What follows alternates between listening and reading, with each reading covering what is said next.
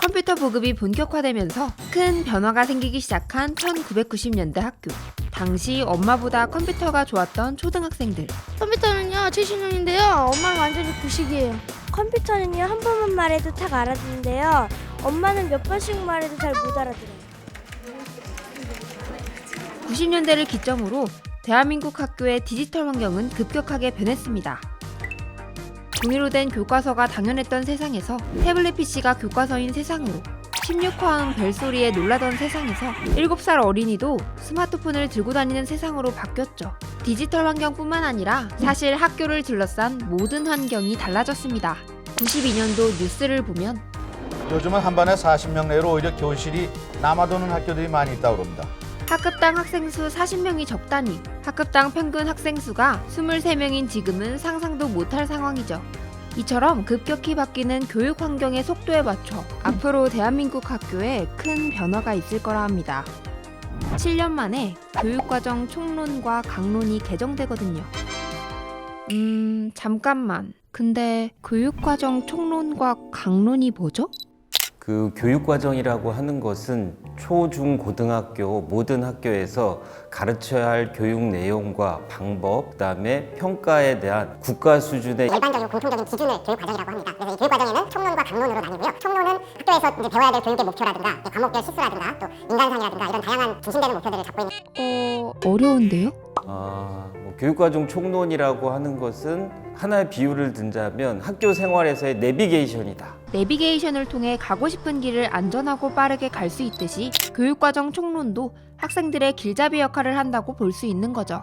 학생들이 자기의 이제 미래 목표를 세우고 그 목표에 따라서 이제 준비를 해나가는 데 있어서 학교가 어떤 부분들을 지원하고 어떤 것들을 해줄 수 있고 또 어떤 과목들을 편성하고 이런 부분들을 다 모아놓은 것이 좀 교육과정 총론이라고 보시면 될 것 같습니다. 지형지물이 바뀌면 내비게이션도 업데이트가 되는 것처럼 교육과정 총론도 주기적인 업데이트가 필요하다고 합니다.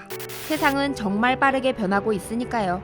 눈 깜짝할 새 바뀌고 있다라고 생각이 좀 드는데, 그렇다면 이제 학교 교육이라고 하는 부분 또한 거기에 발맞춰서 같이 변해가야 되는 부분이 있잖아요. 즉 2022년 개정 교육과정 총론은 대한민국 교육과정의 최신 업데이트 버전이라고 할 수 있는 거죠. 그럼 어떤 부분이 달라졌을까요?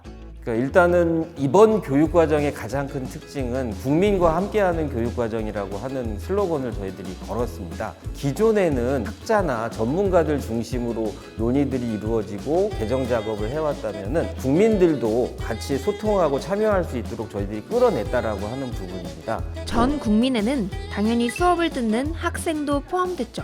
이번에 저희가 이제 그 국민 의견 수렴 중에서 학생들의 의견도 이번에는 조금 더 많이 고민하게 됐었던 부분들이 있거든요. 그 학생들과 이야기를 하면서 굉장히 놀랬던 거는 특성화고 학생들의 직업과 관련된 교육을 전문적으로 받는 학생들이잖아요. 근데 국영수 과목 중에 직무와 연계된 과목이 부족하다라는 의견을 준 적이 있어요. 그래서 이번에 보면 직무와 관련된 국어라든지 수학이라든지 영어 과목이 새로 신설이 됐었거든요. 학교 수업을 학생 중심의 수업, 그리고 우리 대한민국의 교실이 아이들의 삶과 연계해서 실생활에 도움이 될 수 있는 그런 수업, 이런 것들이 이루어질 수 있는 장이 되었으면 하는 게 2022 개정교육과정이 추구하는 방향입니다. 선생님들은 이제는 지식 전달자가 아니라 좀 코칭을 해주면서 그 조력자 역할을 조금 해주셔야 될 것 같은데, 학교가 굉장히 시끄러울 거예요.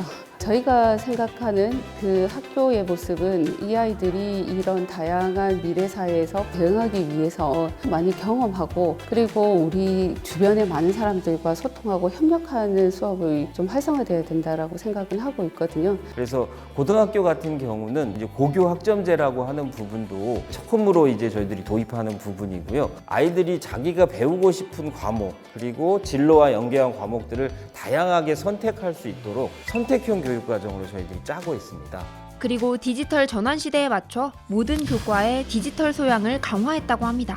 하나 더 생겨난 거는 디지털 소양이 되겠죠. 사실 이 부분을 기초 소양이라고 보고 있는 거는 예를 들면 글을 모르면 사실 굉장히 살기 힘들잖아요. 미디어 같은 경우에도 저희가 제대로 가짜 뉴스나 이런 부분을 판단하지 못하면 점점 어려운 시대가 오고 있다라고 보고 있습니다. 이를 읽고 비판적으로 해석할 수 있는 부분들을 더 포함해서 변화가 이루어졌다고 보시면 될 것 같습니다.